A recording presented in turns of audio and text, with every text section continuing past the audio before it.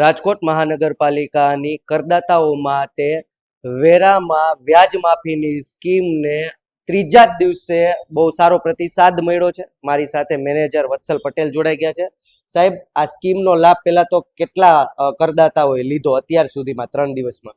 હવે જો આપને સ્કીમની અંદર જે છે સવિશેષ માહિતી આપું તો રાજકોટ મહાનગરપાલિકા દ્વારા પાણીવેરામાં તથા મિલકત વેરામાં મહત્તમ ₹5,000 સુધીનું જે છે એ વ્યાજ માફી જે છે એ જાહેર કરવામાં આવી છે, જે 1/8/2026 રોજ જે છે જાહેર કરવામાં આવી છે.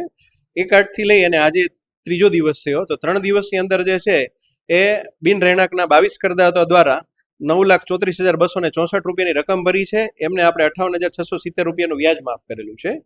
રહેણાંકની અંદર કુલ 145 કરદાતાઓ દ્વારા કુલ ₹18,85,631 જે છે એ રકમ ભરપાઈ કરવામાં આવી છે. અને એમને આપણે ₹3,37,475 જે છે એ માતબર રકમની જે છે વ્યાજ માફી આપેલી છે. અને 3 અનલિંક વોટર કનેક્શનને આપણે કુલ ₹1,64,070 જે છે ભરપાઈ કરવામાં આવેલા છે. અને ₹7,257 જે છે એ વ્યાજ માફી આપેલું છે. આમ જોઈએ તો કુલ 29,83,000 વસૂલાતની સામે આપણે 4,03,000 જેટલું માતબર રકમનું વ્યાજ આપણે રાજકોટ મહાનગરપાલિકા દ્વારા 3 દિવસમાં માફ કરી આપવામાં આવ્યું છે.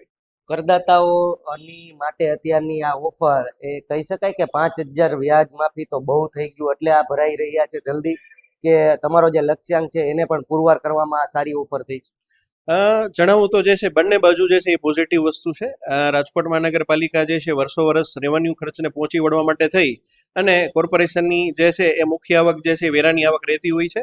અને જ્યારે આ એવી યોજના છે કે જે નાના બાકીદારો હોય કે જે 2 કે 3 વર્ષ કે 5 વર્ષથી જે છે પોતાનો વેરો કોઈ પણ કારણોસર, અને ઘણા અને કોવિડના સમયમાં પણ જે મુશ્કેલીઓ સર્જાતી હોય છે કે જેની હેલ્થના ઇસ્યુ કોઈ ફેમિલીમાં થયા હોય, એવા કિસ્સાઓની અંદર જે છે કે જેમાં રકમ બાકી રહી ગઈ હોય, તો એ કિસ્સાની અંદર પણ જે છે આ નાની રકમનું વ્યાજ માફી જે છે એ ખૂબ એમના માટે મોટી બચત સ્વરૂપ જે છે જણાય છે.